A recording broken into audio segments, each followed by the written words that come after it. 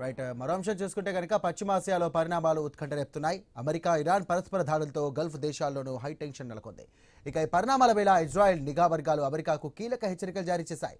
ఇక ట్రంప్ను హత్య చేసేందుకు ఇరాన్ కొత్త కుట్రలు చేస్తోందంటూ తెలియజేసింది. ఇక ట్రంప్ను లక్ష్యంగా చేసుకునే దాడులు జరగొచ్చంటూ అమెరికా నిఘా సంస్థలకు కూడా కొన్ని వారాలుగా సమాచారం అందుతూనే ఉంది. దీనిపై ఇజ్రాయెల్ అలర్ట్ చేయడం ఈ మధ్యకాలంలో ఇదే మొదటిసారి.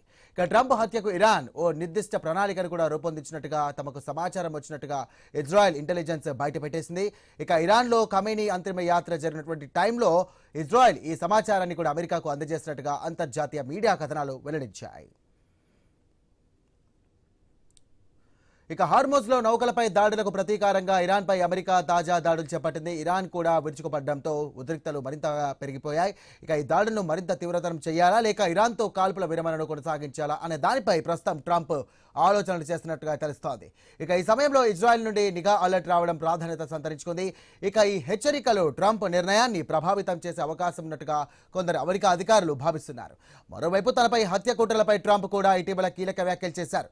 తన అడ్డు తొలగించుకోవాలని చూస్తున్నారంటూ ఇరాన్ను ఉద్దేశించి టర్కీలో జరిగిన నాటో సదస్సులో ట్రంప్ కీలక వ్యాఖ్యలు చేశారు. ఇక తాను అందరి హిట్ లిస్టులో ఉన్నానంటూ కూడా వ్యాఖ్యానించారు.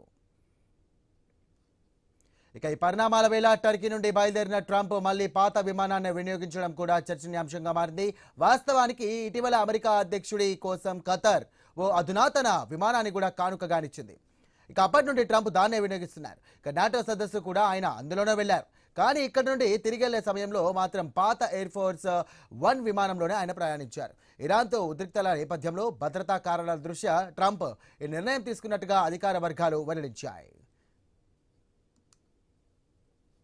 ఇక ట్రంప్ తొలి దఫా అధికారంలో ఉన్నటువంటి టైంలో ఇరాన్ సైనిక అధికారి కాసిం సులేమానీ హత్యకు గురయ్యారు. ఈ ఘటన వెనుక అమెరికా హస్తం ఉందంటూ కూడా ఇరాన్ ఎప్పటి నుండో ఆరోపిస్తోంది.